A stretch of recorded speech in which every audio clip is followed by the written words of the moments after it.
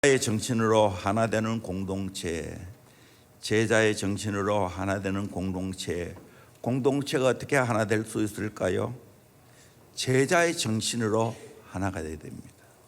가정도 마찬가지고, 목장도 마찬가지고, 교회도 마찬가지고, 제자의 정신으로 하나가 되어야 강력한 공동체가 됩니다.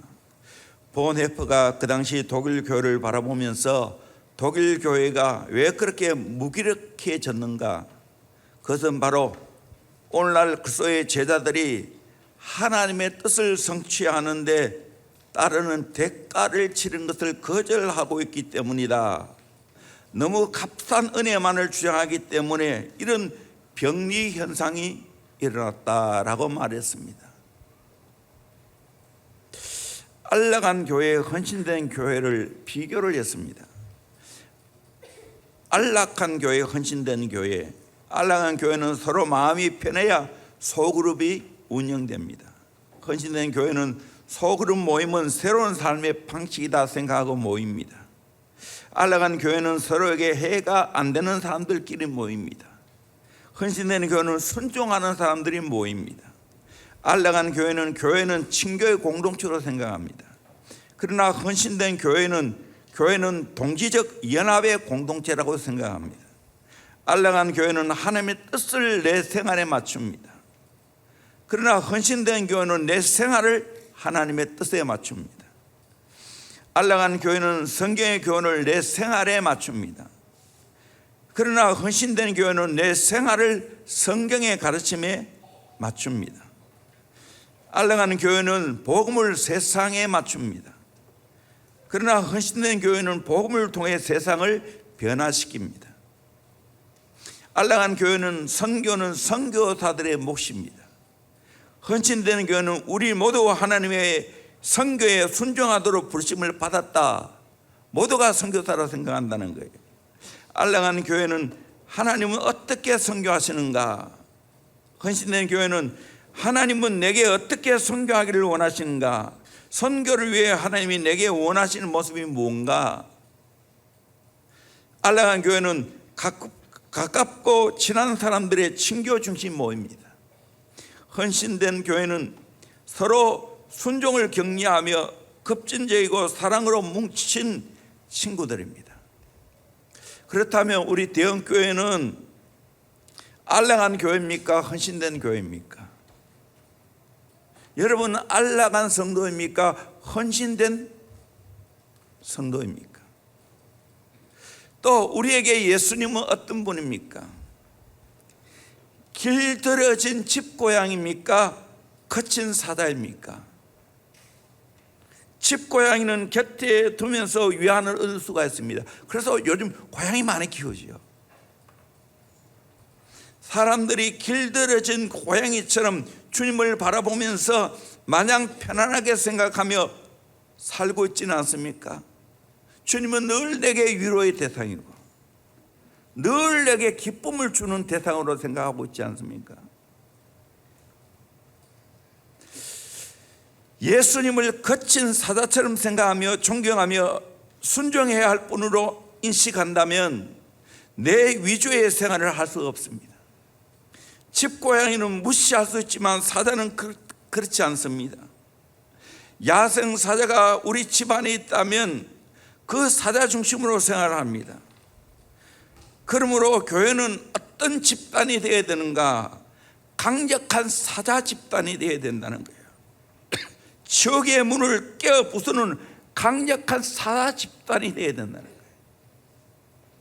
왜 우리 교회가 제자 훈련합니까? 왜 우리 교회가 기도를 빡시게 훈련시킵니까? 강력한 사자 집단을 만들기 위해서입니다.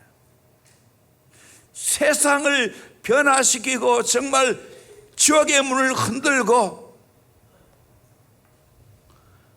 하나님 나라를 이 땅에 건설하는 일꾼들을 키우기 위해서입니다. 재직거 와서 회개하고 위로 얻는 공동체입니까?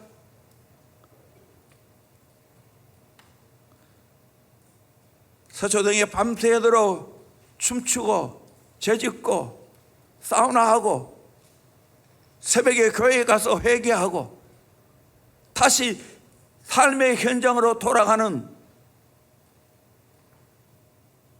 그런 공동체입니까? 저는 그런 공동체가 되기를 원치 않습니다.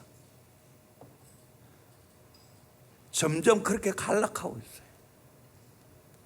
제자훈련, 사회훈련이 끝이 나고 이제 자기 마음대로 생활에 들어오니까 나도 모르게 나태해지고 나도 모르게 그냥 위로의 영역에 갇혀서 힘이 없이 신앙생활합니다. 그저 예수님은 나에게 위로만 해주면 좋고 목사의 설교가 나를 위로가 되어지는 설교만 좋고 오늘 같은 이런 설교는 싫고 이래 가지고는 강력한 사자 집단은 안 됩니다. 경고합니다. 사명이 붙잡혀야 됩니다. 사탄은 그냥 두지 않습니다. 나중에 내 좋은 대로 살아보십시오. 위로의 영역에 갇혀보십시오. 사탄의 밥이 됩니다. 세상 쾌락의 노예가 되어집니다. 그래서는 아무 사역도 할 수 없습니다. 어떻게 다음 세대 키울 거예요? 여러분 자녀를 어떻게 제대로 키울 거예요?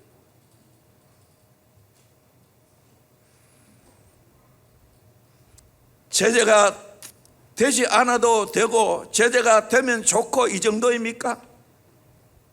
성경 그렇게 말하지 않습니다. 제재가 안 되면 곧 많은 길로 간다고 말합니다. 오늘 34절에 보니까 소금이 좋은 것이나 소금도 만일 그 맛을 잃으면 무엇으로 짜게 하리요? 제자의 삶을 살지 않은 맛있는 소금 되면 아무 영향을 끼칠 수 없습니다. 35절에 더 무서운 말을 하고 있습니다. 땅에도 걸음에도 쓸데없어 내버리느니라. 들을 귀가 있는 자는 들을 찌어다 하시니라. 땅에도 걸음에도 쓸데없어 내버린다고 암염을 말합니다. 바위덩어리밖에 안 되는 거예요. 소금기가 빠진 암염. 제대로 안 살면 아무 영향력을 끼칠 수도 없고 세상에 짓밟히는 인생이 된다는 겁니다. 여러분 그렇게 사시겠습니까? 여러분은 그런 자녀를 키우겠습니까?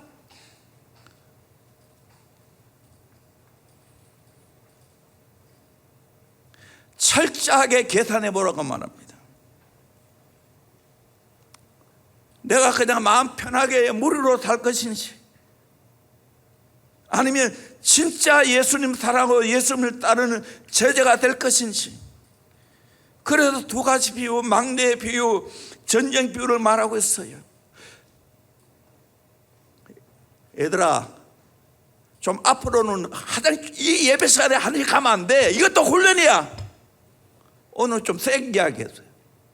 내 지금 나가는 애를 내가 타다는 게 앞으로 그렇다는 거예요. 다 분위기 망치는 거예요.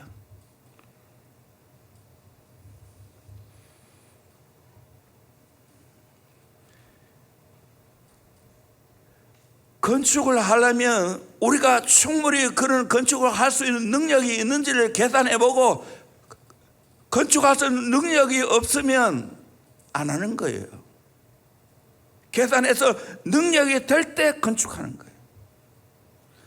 전쟁하러 나갈 때 우리는 1만이고 상대방은 2만이에요. 충분히 성산이 있을 때 전쟁하러 가는 거예요. 그게 안 되면 사신을 보내서 화친하는 거예요. 계산해보라. 여러분 또 대원교회 제자 키우는 교회예요. 여러분이 제자가 안 되고 제자의 삶을 살기를 원하지 않고 훈련을 받기를 원하지 않으면 대원교회는 여러분 괴로운 교회예요. 힘드는 교회예요. 이런 교회가 어디에 있어요?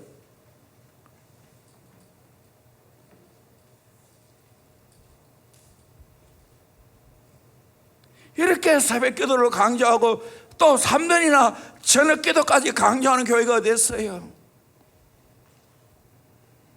계산해 보십시오.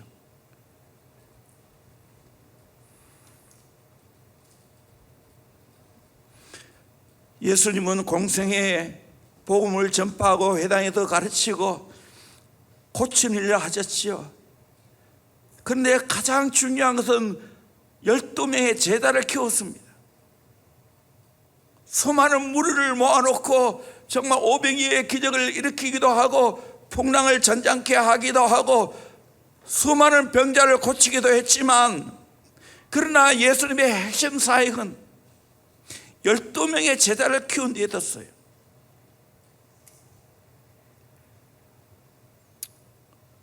우리 교회는 예수님을 사랑하고 예수님을 따르는 제자를 키우는 교회예요. 거기에 인생 걸어야 됩니다.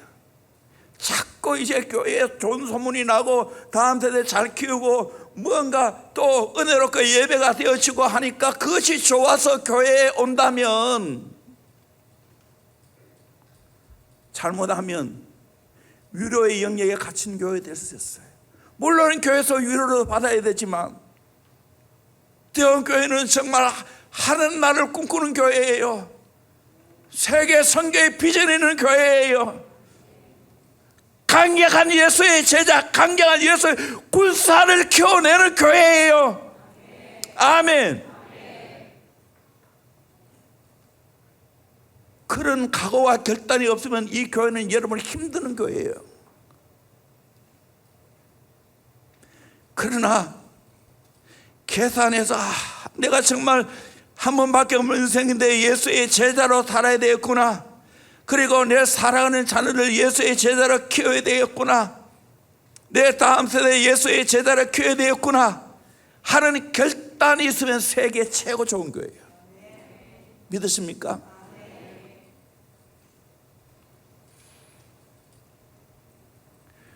나는 대원교회 숫자 많아지는 거 별로 관심이 없어요. 한 명이라도 예수의 제자로 내 인생을 헌신하고 또 제자를 키우기 위해서 목숨 건 대원교회 되기를 소망합니다. 아멘. 오늘 한국교회가 갈수록 쇠퇴하고 있고 다음 세대가 점점 없어져요.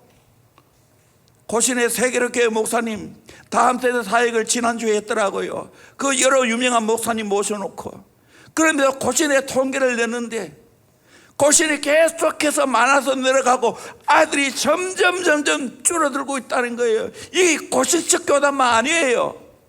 합동 통합도 주일학교 없는 곳이 지금 50%예요. 우리 교회가 다음 세대가 많으니까 한국교회 이렇다 생각하면 안 돼요. 이런 현실을 내다보고 우리는 정말 하나님 앞에 다수를 생각하는 게 아니라 한 명 예수의 제자를 키우는 데 일생 걸어야 될 줄로 믿습니다. 여러분이 예수의 제자가 안 되고는 여러분 자녀 제자를 키워낼 수 없어요. 제자비전 아카데미 선교사들, 어린이집 교사들이 예수의 제자로 살지 않고 어떻게 다음 세대를 키울 수 있겠어요?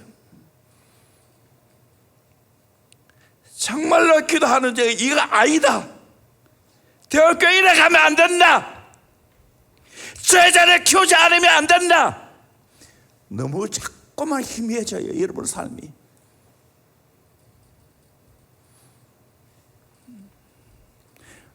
다시 본질로 돌아가야 돼. 다시 사상인으로 돌아가야 돼. 성경이 말하는 교회로 돌아가야 됩니다. 아멘. 지금 좋지 않은 문화가 지금 들끓고 있어요. 사탄이 빨아가고 있어요.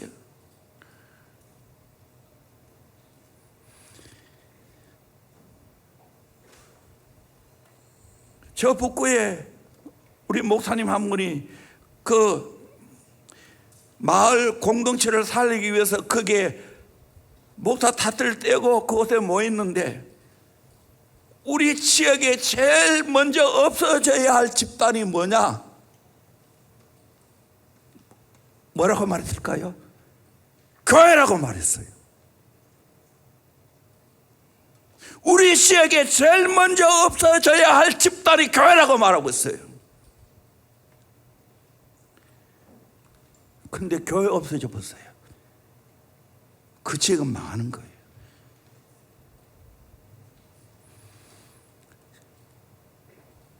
다음 세대가 사라져 보세요. 어떻게 되겠어요? 저는 더 사명을 가지고 우리 교회가 정말로 우리 기성 세대들이, 우리 부모님 세대들이, 우리 교사 세대들이 다시 한 번 더 예수의 세대가 되겠다는 각오와 결단이 있기를 주의 이름으로 소원합니다. 그렇게 심정으로 예수의 제자를 키워내기를 소망합니다. 아멘. 가정에서 내 자녀를 예수의 제자를 키워서 수직 제자로는 가장 중요한 거예요.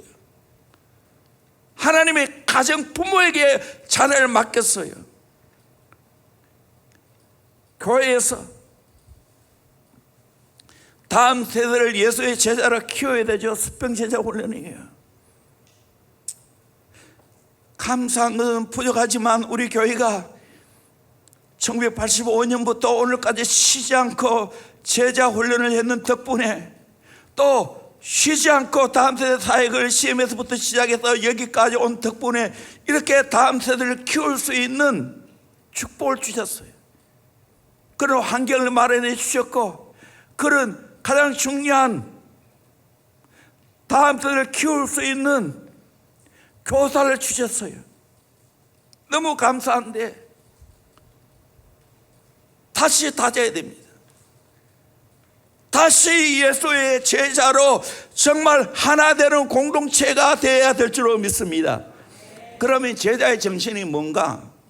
오늘 본문이 제자의 정신을 가장 성경에서 잘 말해주고 있는 본문이에요. 여러분 다 들어서 알아요. 다시 한번 리마인드 시켜주는 거예요. 다시 한번 각인하는 거예요. 첫째는 예수님을 관계의 최우선순위로 둬야 됩니다. people, 사람 말합니다. 요한복음 14장 26절 말씀 같이 보도록 합니다. 시작. 물은 내게 오는 자가 자기 부모와 처자와 형제와 자매와 더욱이 자기 목숨까지 미워하지 아니하면 능히 내 제자가 되지 못하고. 아멘. 자기 부모와 처자와 형제와 자매와 심지어는 자기 목숨까지 미워하지 아니하면 능히 내 제자가 못 된다라고 말하고 있습니다. 언뜻 생각하면 잘 이해가 안 돼요. 나를 낳아주신 부모님, 하나님이 짝여주신 내 몸에서 난 자녀, 가장 가까운 혈육인 형제를 미워하라는 말 이해가 됩니까? 심지어 내 자신까지 미워하라고 말합니다. 이 말은 최우선 사랑을 그리스도께 드리는 자만이 예수의 제자가 될 수 있다는 거예요. 모든 관계의 가장 우선순위는 예수 그리스도라는 거예요. 예수보다 더 사랑하는 것이 있으면 안 된다는 거예요. 부모도 형제도 자식도 예수님보다 더 사랑하면 안 된다는 거예요. 내 모든 관계의 최우선순위는 예수 그리스도예요. 제자의 길을 가면서 미워해야 할 때 미워하지 못하고 육적인 사랑을 하면 그 사람이 나의 영원한 원수가 됩니다. 이렇게 되면 결국 하나님 또 그 사람 또 사랑할 수 없는 때가 옵니다. 그래서 예수님은 제자의 길에 관해서 이렇게 말하고 있습니다. 마태복음 10장 34절 말씀 같이 봅니다. 시작. 내가 세상에 화평을 주러 온 줄로 생각하지 말라. 화평이 아니요 검을 주러 왔노라. 계속요.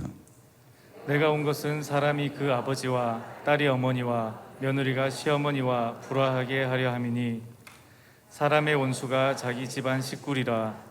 아버지나 어머니를 나보다 더 사랑하는 자는 내게 합당하지 아니하고 아들이나 딸을 나보다 더 사랑하는 자도 내게 합당하지 아니하며. 참 예수님 놀랍게도 화평 주러 왔노라 그렇게 말했는데 화평을 주러 온 줄로 생각지 말라. 화평이 아니고 검 주러 왔다고 했어요. 검을.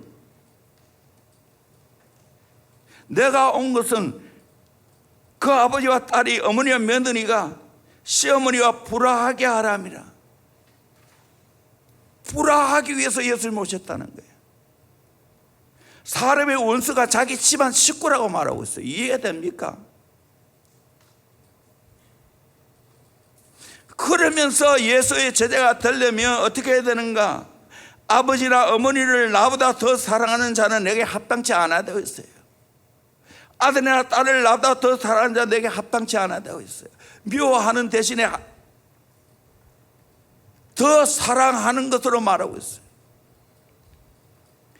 결국 이 말은 참된 제자가 되려면 관계의 벽을 넘어야 된다는 거예요. 때로는 집안 식구와 원수 될 각오하고 예수님을 사랑하고 따라가야 된다는 거예요. 딱 하나 내가 예수 믿는 것 때문에, 딱 하나 내가 교회 가는 것 때문에 식구들과 원수 될 수 있어요. 배우자와 원수 될 수 있다는 거예요. 이때 내가 어떻게 해야 되는가? 적당히 타협해서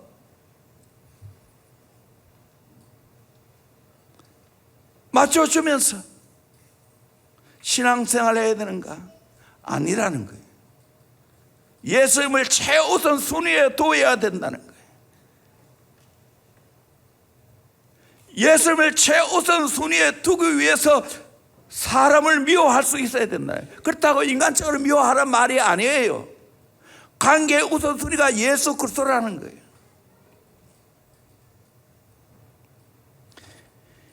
그래야 할 때 예수의 제자가 될 수 있어요. 실례를 들어보면 저하고 같이 총신 공부하는 사람 가운데 아내는 한국 사람이고 자기는 일본 사람입니다. 시미즈라고 동경대학을 나왔어요. 그의 가정은 독실하게 우상을 섬깁니다. 하나밖에 없는 아들이 일본 최고 명문 동경대학에 나와서 신학교에 입학하고 전도사가 되자 부모들이 아들에게 줄 상속을 취소하고 시미즈 전도사님 여동생에게 결혼할 때 될 사이를 얻어서 전 재산을 주기로 결정했다는 거예요.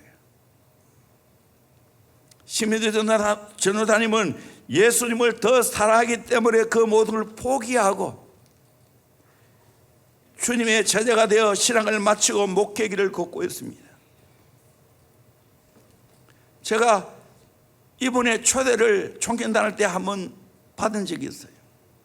그때 갓난 아이가 성장해서 몇 년 전에 저 제도에 칼레 포럼 갔는데 그 아들이 와 있더라고요. 그것도 총신 졸업하고. 참 세월이 많이 빨랐지. 이 시미즈 목사님은 옥하는 목사님이 일본에 가을 세미나 할 때 전적으로 통역을 해 주었습니다. 그 아들도 총천에 와서 국제 제자 훈련원 거기에 근무하면서 제자의 길을 걷더라고요. 결정적인 순간 미워해야 할 때 미워하지 못하고 사랑하면 영원히 나의 원수가 될 수가 있습니다. 제자의 길을 가는데 걸림돌이 되는 방해꾼이 멀리 있지 않습니다. 내 가정에 있고 내 주위에 있습니다. 그러므로 우리는 어떻게 살아가야 하는가? 모든 관계 속에서 항상 예수님이 제일 우선순위에 둬야 될 줄로 믿습니다. 예수님보다 더 사랑하는 것이 없어야 될 줄로 믿습니다. 다 놓아야 됩니다. 더 예수 잘 믿어야 됩니다. 나를 발목 잡으면 단호하게 끊어야 됩니다. 왜? 그 사람을 사랑하기 때문에. 그 사람이 나중에 더 예수 잘 믿게 하기 위해서. 인간적으로 맞춰줘도 되는 게 아니에요. 우리만 이런 어려움 겪는 게 아닙니다. 예수님도 관계의 어려움을 겪었어요. 마가복음 3장 21절에 보면 예수의 친족들이 듣고 그를 불러 나오니 이는 그가 미쳤다 함이라. 예수님 보고 미쳤다 했습니다. 친족들이요. 마태복음 12장 48절에 말하는 사람이 대답해 이르되 누가 내 어머니며 내 동생들이냐 하시고 손을 내밀어 제자들을 가리켜 이르시되 나의 어머니와 나의 동생들을 보라. 누구든지 하늘에 계신 내 아버지의 뜻대로 하는 자가 내 형제여 자매여 어머니라 말씀했습니다. 예수님은 혈육의 관계가 중요한 것이 아니고 영적 관계가 중요하다는 것입니다. 제자들이 나의 형제고 자매라는 겁니다. 그리고 하나님의 뜻대로 하는 자가 형제고 자매라는 겁니다. 그래서 여러분 모든 관계 속에서 예수님이 제일 우선순위에 놓고 그렇게 관계를 맺어가기를 주의 이름으로 축원합니다. 그러면 다 얻게 될 줄로 믿습니다. 부부가 제자로 만나보십시오. 제자의 정신으로 만나보세요. 최고의 부부가 됩니다. 최고로 관계가 좋은 부부가 됩니다. 부모 자녀가 제자로 만나보십시오. 최고의 동역자가 되어집니다. 우리 교회가 예수 제자의 정신으로 관계를 맺어야 될 줄로 믿습니다. 그럴 때 강력한 예수 제자 집단이 될 줄로 믿습니다. 세상에 감당치 못할 사람이 되어집니다. 다시 말씀드립니다. 우리 교회에 늦게 오신 분, 아직까지 양육도 받지 못하고 제자훈련 사회도 받지 못한 분이 많이 있을 줄 압니다. 대원교회는 예수 제자 만드는 교회예요. 여러분의 가정이 행복하려면 결단하셔야 돼요. 예수님을 최우선순위로 사랑해야 됩니다. 그러면 나중에 진짜 가족관계가 아름답게 이루어지게 될 줄로 믿습니다. 부부관계가 최고로 행복해질 줄로 믿습니다. 세상적으로 좋고 육적으로 좋은 것 서로 여행 가고 가긴 가야지요. 거기에 우선순위가 있는 게 아니에요.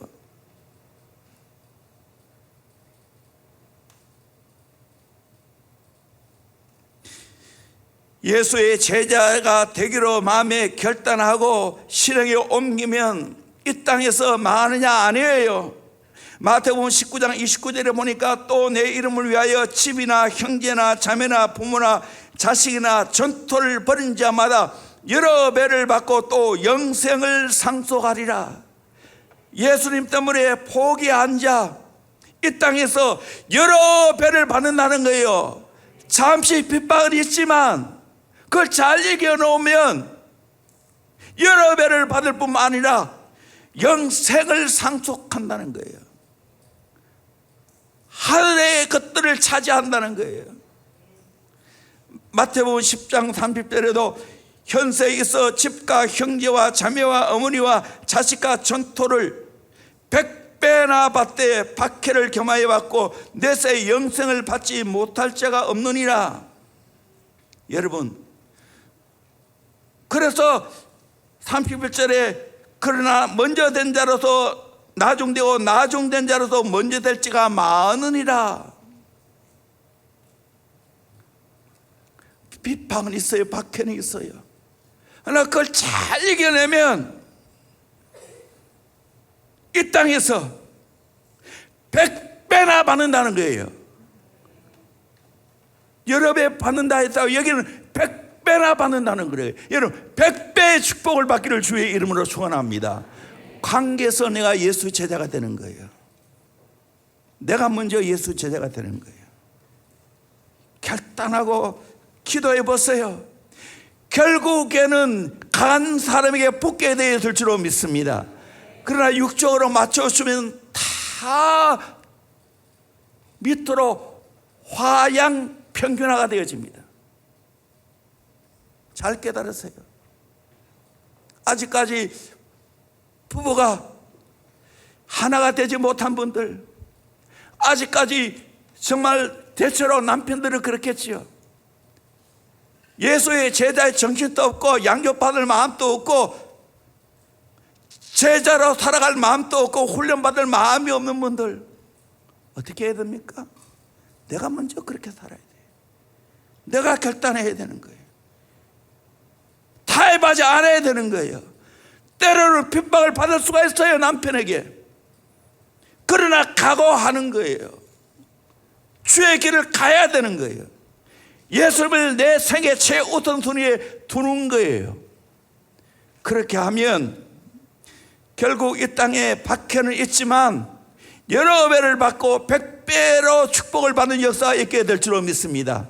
여러분, 적당히 맞추어 살면 해답이 없어요. 하향 평준화가 됩니다. 그래서는 영혼사에 갈 수가 없어요. 그렇게 해서 우리의 다음 세대에 정말 우리의 자녀를 예수의 제자로 키울 수가 없어요. 그래서 결혼하는 분들에게 내가 늘 중요한 것은 제자를 만나라고. 뭐 결혼한 분은 이제 어쩔 수 없어요. 우야께서 이혼하면 됩니까? 그러나 나는 제자로 살아야 되는 거예요. 주님을 최우선순위에 두는 거예요. 내가 목숨 걸고 예수 더 잘 믿는 걸 선택해야 되는 거예요. 아멘. 그렇게 살면 결국에는 얻게 될 줄로 믿습니다. 그래서 남편들이 변화된 것 저는 많이 봤어요. 적당히 타협하는 가정은 소망이 없는 걸 봐요.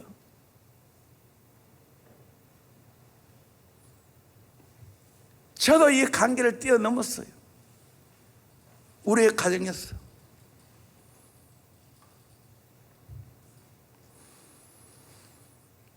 두 번째로 각자의 십자가를 지고 주님을 따라가야 됩니다. 퍼포스입니다. 27절, 누구든지 자기 십자가를 지고 나를 따르지 않은 자도 능히 내 제자가 되지 못하리라. 누구든지 자기 십자가를 지고 나를 따르지 않는 자도 능히 내 제자가 되지 못하리라. 십자가를 지고 예수님 따라가야 된다는 거예요. 십자가를 벗어놓고 따르면 안 된다는 거예요. 가벼운 마음으로 따라가면 안 된다는 거예요.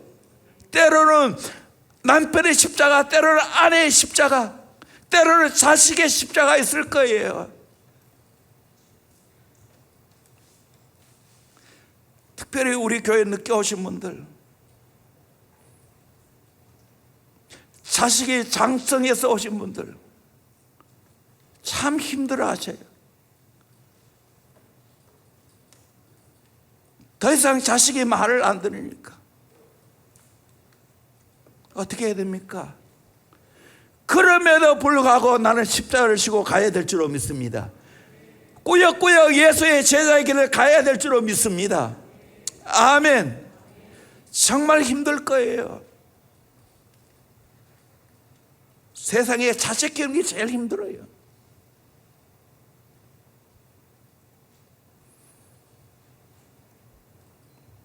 십자가 지고 가는 거예요. 끌어안고 중보하고, 그럼에도 불구하고 타협하지 않고 나는 십자가 지고 예수 따라가야 되는 거예요. 날마다 나를 부인하고 십자가 지고 예수 따라가야 되는 거예요.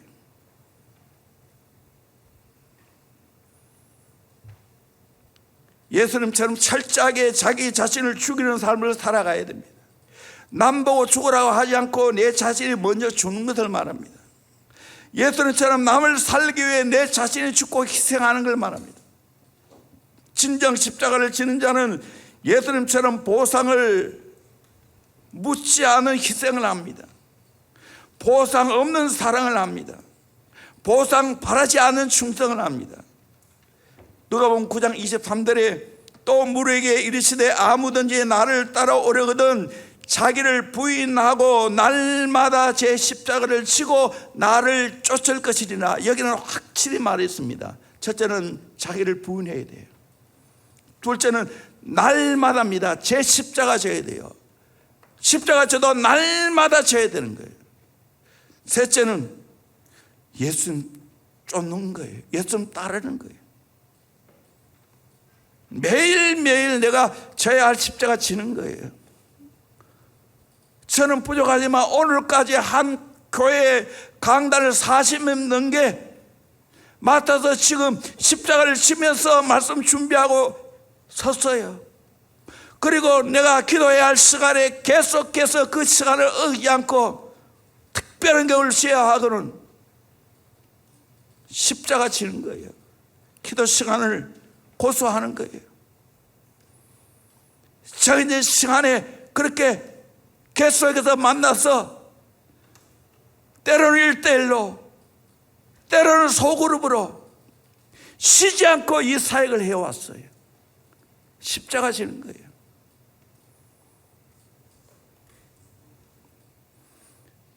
당연히 지는 거예요. 중동 전쟁 때 TV에서 훈련받고 있는 이스라엘 영군에게 한국 기자가 훈련이 힘들지 않습니까? 라고 물었다고 합니다. 근데 왜 이것을 합니까? 힘들지만 그 영군이 간단하게 대답하는 말이 죽는 것보다 나으니까요. 내가 훈련 안 받으면 둘러싸이는 그 적군들에게 죽는다는 거예요. 이 정신이 있었기에 그 당시 500만 인구가 중동의 3억 인구를 싸워서 이겼습니다. 6.1 전쟁이 일어났을 때 미국에 있는 이스라엘 유학생들은 공부를 그만두고 이스라엘에 들어갔습니다. 왜 그렇게 하냐고 말할 때 훗날 후손들에게 전쟁이 일어났을 때 그때 어디 있었냐고 말할 때 확실한 대답을 해주기 위해서 나는 전쟁터로 간다는 거예요. 중동 사람들은 가는 자가 없어요. 찬송가 458장에 너의 마음에 슬픔이 가득할 때 주가 위로해 주시리라. 아침에 같이 빛나는 마음으로 너 십자가 지고 가라. 참 기쁜 마음으로 십자가 지고 가라. 내가 기쁘게 십자가 지면 슬픈 마음이 위로받네. 때를 따라 주시는 은혜로서 가란 심령에 힘을 얻고 주가 언약하는 말씀을 기억하고 너 십자가 지고 가라. 내가 많은 일 성실히 행할 때 주님 앞에서 상 받으리. 주가 베푸신 은혜를 감사하며 너 십자가 지고 가라. 매일매일 십자가 지는 거예요. 그게 능력이에요. 그게 축복이에요. 그게 쌓이는 거예요. 제자는 성실하게 매일매일 십자가 지는 거예요. 내 할 일을 하는 거예요. 내 자리를 지켜내는 거예요. 부모의 자리, 교사의 자리, 목자의 자리를 지켜내는 거예요. 제자가 어떻게 살아가야 됩니까? 우리 누가복음 17장 7절에서 10절 말씀 같이 봅시다. 시작. 너희 중 누구에게 밭을 갈거나 양을 치거나 하는 종이 있어 밭에서 돌아오면 그더러 곧 와 앉아서 먹으라 말할 자가 있느냐? 도리어 그더러 내 먹을 것을 준비하고 띠를 띠고 내가 먹고 마시는 동안에 수종 들고 너는 그 후에 먹고 마시라 하지 않겠느냐? 명한 대로 하였다고 종에게 감사하겠느냐? 이와 같이 너희도 명령받은 것을 다 행한 후에 이르기를 우리는 무익한 종이라 우리가 하여야 할 일을 한 것뿐이라 할지니라. 아멘. 여러분, 보상이 없어도 땀 흘려 밭에 가다 열심히 일하고 집에 들어와서는 또 상전을 위해서 밥을 차려야 됩니다. 상전이 다 먹고 나면 설거지까지 하고 나서 밥을 먹습니다. 다 행한 후에 우리는 무익한 종이라 우리가 하여야 할 일을 한 것뿐이라. 이게 제자의 정신이에요. 무익한 종의 마음으로 인정하든 인정하지 않든 내 길을 가는 거예요.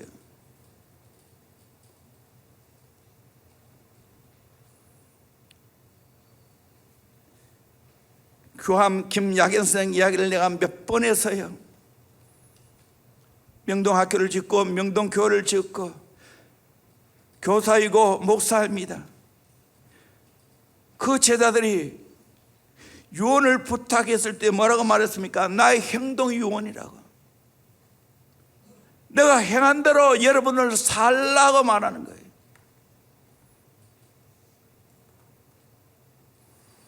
제자는 예수 팔아 밥 먹고 사는 사람이 아닙니다. 목사만 그렇습니까? 저는 우리 모두가 그렇다고 생각합니다. 내 모든 걸 팔아 예수 사는 사람입니다. 복음 때문에, 예수 때문에, 교회 때문에, 영혼 때문에 내가 매일 십자가 지고 가는 겁니다. 때로는 힘들고 어려워도 그 자리를 지켜내는 겁니다. 이것이 우리 민족의 살 길이고 다음 세대 사역의 살 길입니다. 이런 강력한 제자를 키워야 되는 거예요. 아멘. 세상을 본보고 따라가는 게 아니에요. 1950년대 세계 선교의 영웅 짐 엘리어트가 정글에서 피를 흘린 후 그의 일기장에 이런 말이 적혔습니다. 결코 놓쳐서는 안 될 그것을 위해 결국 붙들 수 없는 것을 버리는 자는, 버리는 사람, 그는 결코 어리석은 사람이 아니다. 이 글은 젊은 휘턴 대학 시절 제자로서 각오와 결단이 쓰여진 글이었습니다. 그 다음에 이런 글로 맺고 있습니다. 하나님, 오래 살기를 구하지 않습니다. 주님을 위해 내 삶이 불타기를 소원합니다. 그래서 선교의 제물이 된 거예요. 그 희생이 그것으로 끝나지 않았어요. 많은 사람들에게 영향을 끼쳤어요. 나는 대원교회가 이 강력한 예수의 제자를 키우는 교회 되기를 소망합니다. 아멘. 테오도르 루즈벨트 대통령은 역사상 안이라는 삶을 살고 그 이름이 기억할 가치가 있는 사람이 된 일은 아직 한 사람도 없다라고 말했습니다. 안일하게 그저 내 육적인 것만 좋아하고 그저 나를 위해 살아가는 사람은 이 세상에 영향을 끼칠 수 없는 거예요. 우리 교회의 능력은 십자가를 지는 능력이에요. 십자가를 크게 지면 능력도 큽니다. 복음의 능력이 나타나는 현장의 주인공이 되어야 됩니다. 초대교회의 70%의 노예 신분이었습니다. 70%가. 그런데 그들이 전한 복음의 능력 앞에 에베소가 문을 열고 빌립보가 항복하고 대로마 제국이 백기를 들었습니다. 복음 위에서 크게 십자가를 졌기 때문입니다. 우리 민족이 정말 미개한 조선의 그 암울한 시대에서 복음이 들어와서 복음 때문에 헌신하고 복음 때문에 새벽을 깨우고 복음 때문에 자기의 인생을 들어 사는 수많은 선교사들과 수많은 주의 종들이 있게 오늘의 대한민국이 세워지게 되었고 오늘의 한국교회가 세워진 줄로 믿습니다. 십자가 져야 됩니다. 매일 십자가 져야 됩니다. 새벽 깨우는 거예요. 저녁에 내가 또 하나님 앞에 나와서 기도로 마무리하는 거예요. 그게 능력이에요. 저는 강력한 십자가를 지는 예수의 제자를 키우기를 소망합니다. 다음 세대 여러분 그렇게 십자가를 지기를 주의 이름으로 축원합니다. 부모 세대 여러분 자녀들에게 그것을 보여줄 수 있기를 소망합니다. 그러면 다음에 희망이 있는 거예요. 그 가정이 희망이 있는 거예요. 우리 교회가 희망이 있는 거예요. 십자가 지는 일꾼을 키워야 되는 거예요. 지 마음대로 사는 그런 청소년 말고 육의 본능을 따라 살아가는 그런 청소년 말고 잠시 육의 쾌락과 잠시 눈에 보이는 좋은 것 따라 사는 그런 인간 말고 예수 사랑하고 예수 위해서 내 인생을 드리는 사람, 그 하나님 나라 비전을 보고 사명을 깨닫고 내 인생을 살게 되어지면 인생 그렇게 막 살지 않습니다. 또 설령 그런 유혹에 넘어갔다 할 때도 빨리 깨우치고 회개하고 돌아옵니다. 세 번째로 소유를 포기할 줄 알고 선한 청지기로 살아갑니다. 포제스. 33절 같이 읽어볼까요? 시작. 이와 같이 너희 중에 누구든지 자기의 모든 소유를 버리지 아니하면 능히 내 제자가 되지 못하리라. 누구든지 자기의 모든 소유를 버리지 않으면 능히 내 제자가 되지 못하리라. 그러면 소유물을 몽땅 팔아서 교회 헌납하라 말입니까? 때로는 하나님 원하면 그렇게 해야 되죠. 이단들은 이 말씀을 곡해해서 재단 팔아서 우리 집단에 들어오라고 말합니다. 박태선 오늘날 부천 소사에서 그 일을 했어요. 이 말씀은 그런 말씀이 아니에요. 이 말씀은 소유권을 주님께 양도하라는 말이에요. 내가 가지고 있는 소유가 내 것이 아니고 주님 것인 줄 알고 나는 청직으로서 주님의 것을 잘 관리해야 된다는 거예요. 참 제자는 주님을 따르는 데 방해되는 것이 있다면 깨끗이 포기할 수 있어야 됩니다. 제자로 부르실 때 그 제자들의 반응이 어땠습니까? 마가복음 1장 17절 말씀 같이 봅니다. 시작.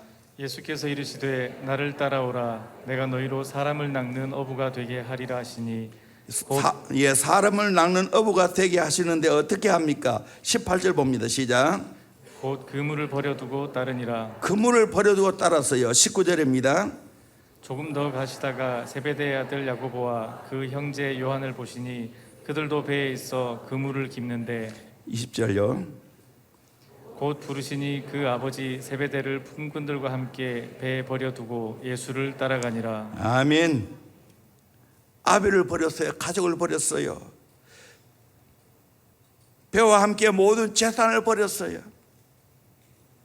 주님 말씀에 내 생의 모든 것을 위탁한 겁니다.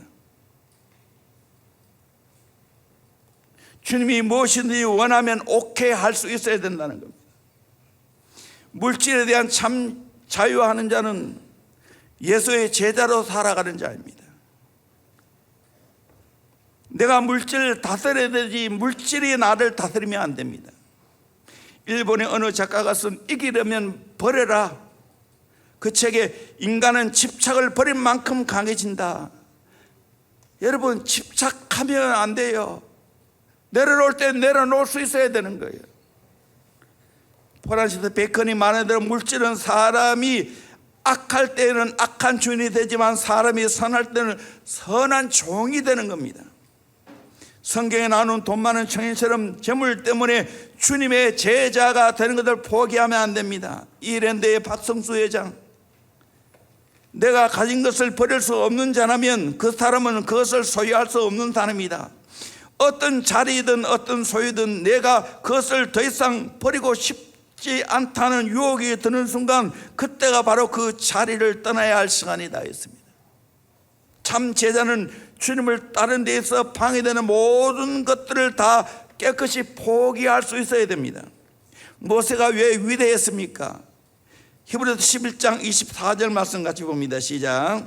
믿음으로 모세는 장성하여 바로의 공주의 아들이라 칭함받기를 거절하고 바로의 공주의 아들이라 칭함받기를 거절하고 그 당대 최고의 권력자가 바로입니다. 그 바로 공주 아들 다 모든 명예를 차지할 수 있는 겁니다. 그런데 거절했습니다. 25절입니다. 도리어 하나님의 백성과 함께 고난받기를 잠시 죄악의 낙을 누리는 것보다 더 좋아하고 하나님의 백성과 함께 고난받기를 잠시 죄악의 낙을 누리는 것보다 더 좋아했다 했어요. 26절입니다. 그리스도를 위하여 받는 수모를 애굽의 모든 보화보다 더 큰 재물로 여겼으니 이는 상 주심을 바라봄이라. 그리스도를 위하여 받는 수모를 애굽의 모든 보화보다 더 큰 재물로 여겼다고. 이는 상 주심을 바라봅니다. 하늘나라 가서 상을 바라보고 이 땅에서 포기할 것을 포기할 수 있었다는 겁니다. 바로의 공주의 아들, 잠시 죄악의 낙을 누리는 것, 애굽의 모든 보화, 그것보다도 더 내가 해야 할 일을 한 것입니다.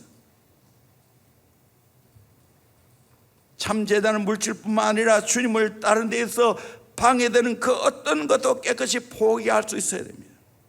내려놓는 겁니다. 초창기 제가 이 별단교회 이남한 목사님 그 책을 읽고 감동을 많이 받았어요.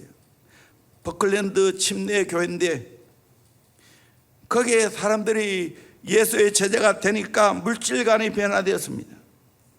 직장을 선택할 때도 봉급보다는 융통성 있는 근무 환경을 더 우선적으로 살펴보게 되었습니다. 왜냐하면 복음 사역을 최대한으로 확보하기 위해서입니다.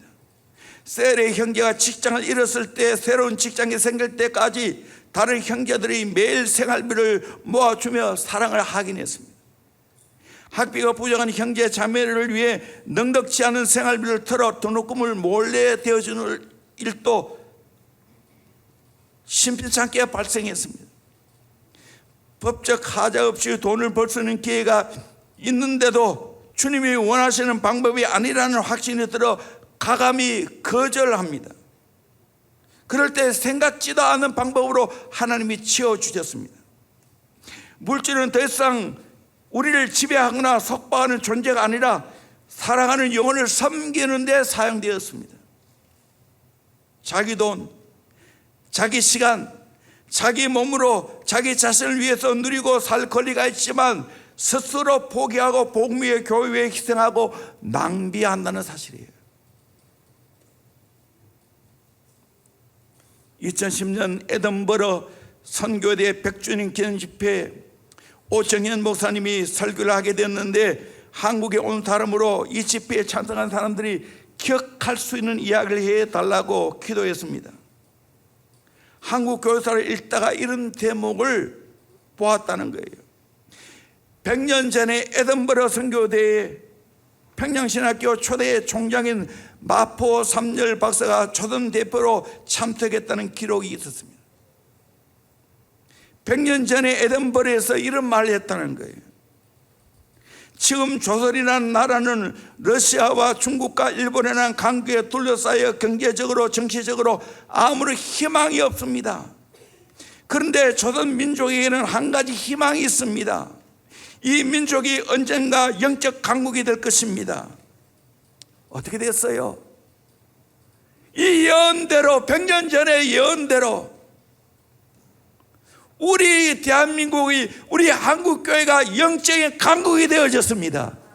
저는 중국에도 가보고 일본에도 가봤지만 영적인 거, 복음에 반응하는 거, 제대로 살아가는 거 한국교회 따라올 수 없어요.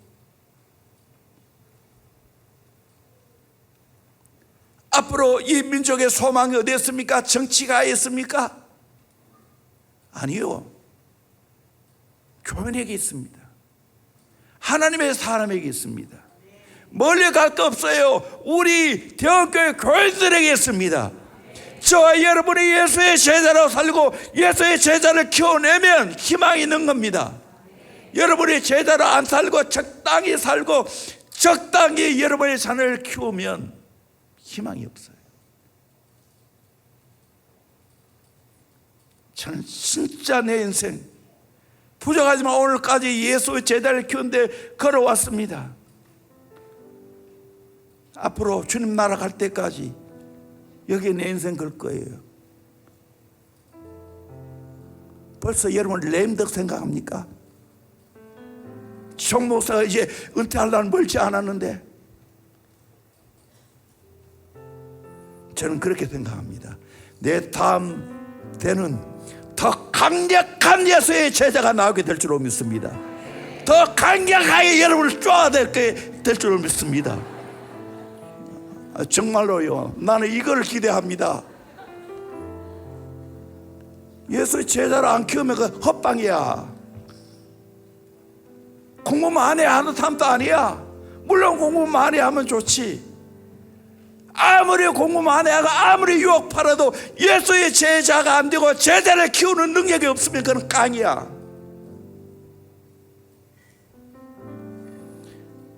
나의 손도 아니야.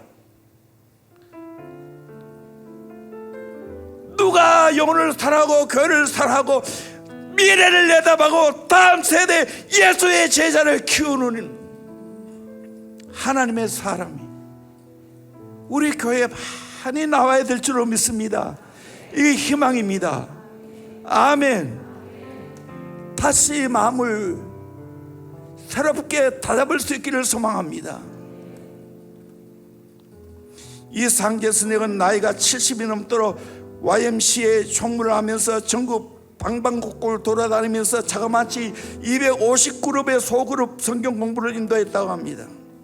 이렇게 한 이유는 복음을 알기 전까지는 그 어디에도 망해가는 민족을 살려낼 수 없기 때문입니다.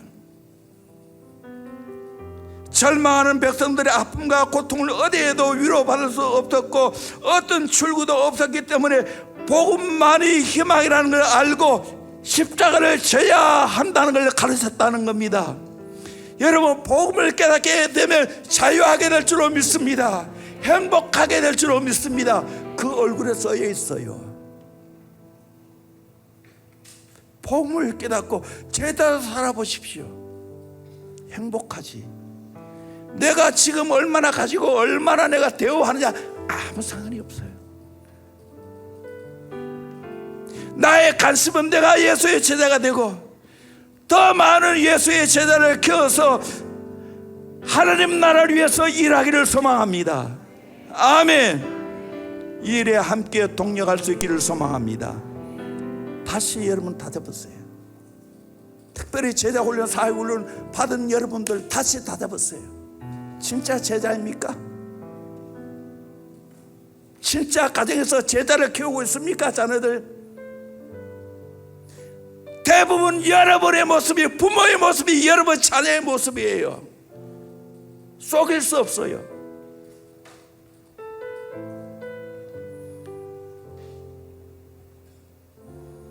제자로 살아가는 것이 최고의 복된 삶입니다. 반대로 제자의 삶을 살지 않고 무리로 살면 세상에 짓밟히게 되고 망한 인생을 사는 겁니다. 제자로 여러분의 자녀를 키우지 못한다면 여러분의 자녀 때문에 여러분은 눈물을 흘릴 거예요. 그러나 힘들고 어려워도 예수의 제자로 키워놓으면 100배의 축복을 받게 될 줄로 믿습니다. 하나님 앞에 귀하게 쓰임받게 될 줄로 믿습니다. 우리 교회가 꿈을 꾸는데도 제자 3대가 이루어지고 믿음의 명문 가문이 되어지고 정말 주 앞에 설 때 잘했다 칭찬받는 복된 인생이 되기를 주의 이름으로 축원합니다. 인생 잠시 왔다 가요. 오래 아니라니까요. 정말 짧은 인생, 내가 예수의 제자가 되고 제자를 키우는데 여러분의 인생을 투자하기를 주의 이름으로 축원합니다. 모든 관계에서 예수님이 제일 1번 우선순위가 되어야 됩니다. 날마다 나를 부인하고 예수를 시인하고 내 몫에 대해 십자가를 지고 예수님을 따라가야 됩니다. 그리고 물질 기꺼이 예수께 들을 수 있어야 됩니다. 찬양합니다. 사명입니다.